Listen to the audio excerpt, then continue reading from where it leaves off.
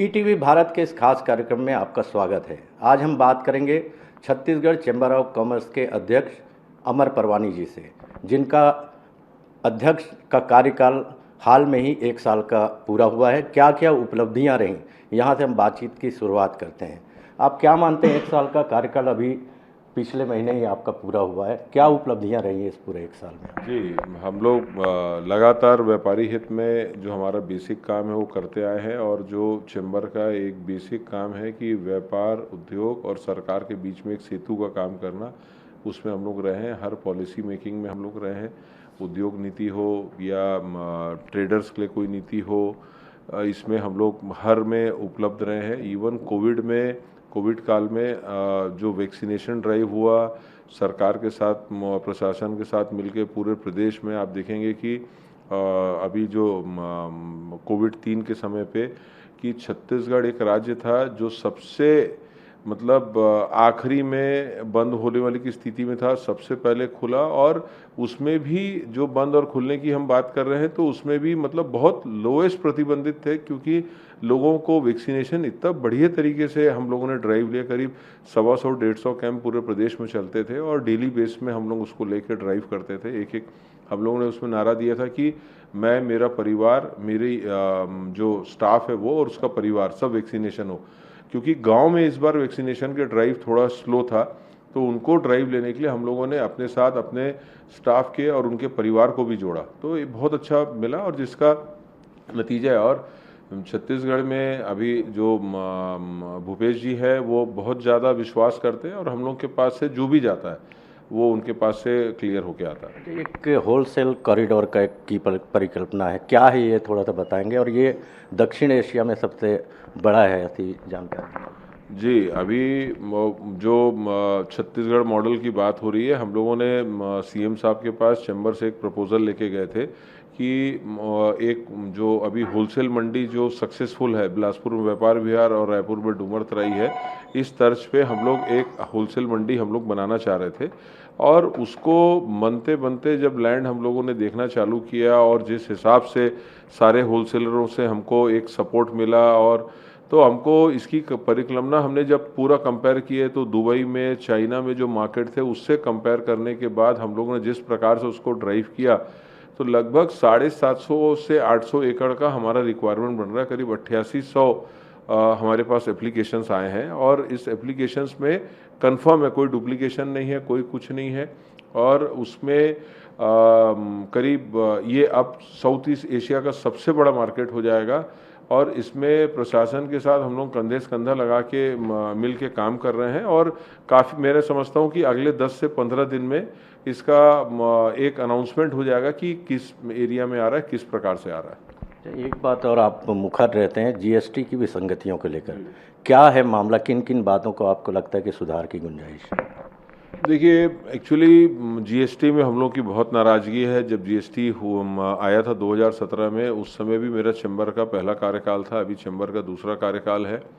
और अरुण जेटली साहब से काफ़ी मुलाकात हुई थी उस ज़माने में। और अभी उनका जो सोच था जीएसटी लाने के लिए और अब जो सोच है, पूरा एकदम यू टर्न हो गया है। 1000 के ऊपर चेंजेस आ गए हैं।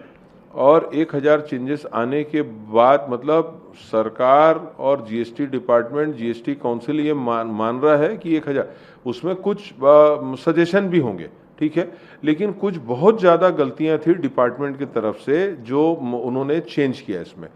लेकिन चेंज करने के बाद किसी भी हिंदुस्तान के उद्योग और व्यापारियों को उसमें राहत नहीं मिली। मतलब अगर व्यापारी ने गलती किया है तो उसके ऊपर ब्याज भी है, पेनल्टी भी है और सब कुछ है। और अभी 1000 चेंजेस के बाद भी जो मोदी साहब का एक सोच है ईज ऑफ डूइंग बिजनेस, और जो उनका एक उनका सोच है, उसके अपोजिट में जीएसटी काम कर रहा है। मुझे लगता है कि उनके सोच के हिसाब से वो काउंसिल ड्राइव नहीं ले रहा। और अभी जो रिसेंट हुआ है, 75 साल की हम आज़ादी के तरफ जा रहे हैं और उसको मना रहे हैं हम लोग। और आज तक जो कृषि आधारित प्रोडक्ट होते थे उसमें जीएसटी था ही नहीं, कभी वैट नहीं था या सेल टैक्स नहीं होता था, वो मुक्त होता था। क्योंकि 85% जनता हमारे हिंदुस्तान की नॉन ब्रांडेड अनाज को यूज़ करते हैं। और जब हमारी मैं कुछ ऑटोमोबाइल्स बैकग्राउंड से आता हूँ, अरुण जेटली साहब से मेरी बात हुई कि साहब कि आप ऑटोमोबाइल्स में 28% जीएसटी में रखें और उसको सेस लगा के लगभग 50% पहुँच जाता है। तो उनका ये बोलना था कि हम अनाज को फ्री रखें, तो हम एक गरीब आदमी को अनाज फ्री में दे रहे हैं, तो जो मर्सिडीज ले रहा है उससे हम 50% ले रहे हैं, तो कहाँ गलत है। तो उनके इस तर्क से हम लोग कन्विंस थे। लेकिन अब क्या हो गया है कि आपको गरीबों से भी 5% चाहिए और जो बेंज ले रहा है उससे ही 50 चाहिए। तो अब अगर उनसे भी आप पैसा लोगे, इनसे भी अगर आप पैसा लेना चाहते हो, तो जैसे वर्ल्ड में एक ही हर कंट्री में एक जीएसटी का स्लैब होता है, ये 3, 4, 5 स्लैब नहीं होते। फिर एक स्लैब कर दो, 12%, 15%, 18% पूरा कर दो। फिर आप मत सोचो कि हम गरीबों के लिए काम कर रहे हैं कि बड़ों के लिए काम कर रहे हैं, एक साथ काम करें।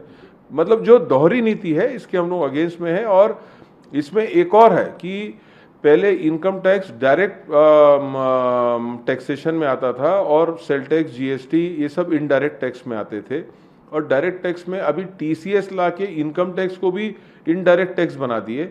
और जीएसटी में मैं जिससे माल खरीद रहा हूँ, अगर किसी कारण से उसने टैक्स नहीं भरा, रिटर्न नहीं भरा है, तो मुझे उसका टैक्स भरना पड़ता है। तो जीएसटी को आप डायरेक्ट टैक्स बना दिया। अभी तो केंद्र शासन में ही ये क्लियरिटी नहीं है कि ये डायरेक्ट टैक्स है कि इनडायरेक्ट टैक्स है, और ये भ्रम की स्थिति और बनते जा रही है। तो एक आखिरी सवाल है, ऑनलाइन शॉपिंग, इसको लेकर भी आप कहते हैं कि ये नहीं होना चाहिए। किस तरीके से ये प्रभाव डाल रहा है कि स्थायी जो व्यापारी है उसके ऊपर?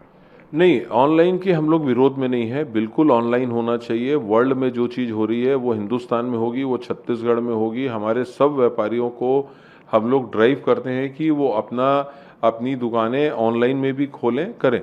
लेकिन हम जो विरोध करते हैं, जो मल्टीनेशनल कंपनी पीछे दरवाजे से आके, अगर आप जो नीति बनी है हिंदुस्तान की, जो उसको अगर आप पढ़ेंगे तो उसमें यह है कि ये पोर्टल वाले कोई सामान नहीं बेच सकते हैं, वो खाली एक सर्विस प्रोवाइडर का काम करेंगे। अभी वो खुद का माल बेच रहे हैं, प्लस मार्केट कैपिटलाइजेशन के लिए काम कर रहे हैं। आज वो 100 का सामान लेते हैं, 90 में बेच देते हैं, 80 में बेच देते हैं, 70 में बेच देते हैं, और वो बेच के खाली कस्टमर को अपने पास अट्रैक्ट करते हैं। और जो छोटे छोटे दुकानदार हमारे जो मोहल्लों में और गली में और यहाँ वहाँ बैठे हैं, वो 100 का माल लेके 102 में बेचने के बाद भी उसको कस्टमर एक गलत नज़र से देखता है, क्योंकि वो जो पॉलिसी है उसका आदर नहीं कर रहे हैं। और कंपटीशन कमीशन, हाई कोर्ट, बहुत जगह में इनको बहुत लताड़ मिली है और बहुत सारी पेनल्टी हुई है।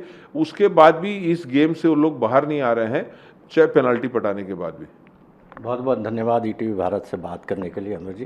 तो अमर परवानी जी थे जिन्होंने अलग अलग विषयों पर जो सवाल पूछे गए उसका जवाब दिया। उन्होंने ये भी कहा कि वो ऑनलाइन शॉपिंग के विरोध में नहीं है, लेकिन जिस तरीके से मल्टीनेशनल कंपनियां जिन्हें सिर्फ प्रोवाइड करना है, अपनी किसी वस्तु को पहुंचाने का अधिकार उनके पास है, लेकिन वो अपना प्रोडक्ट भी अभी बेच रहे हैं, उनसे विरोध है उनका। तो निश्चित तौर पर इससे जो छोटे व्यापारी हैं वो प्रभावित होते हैं, उनको नुकसान होता है।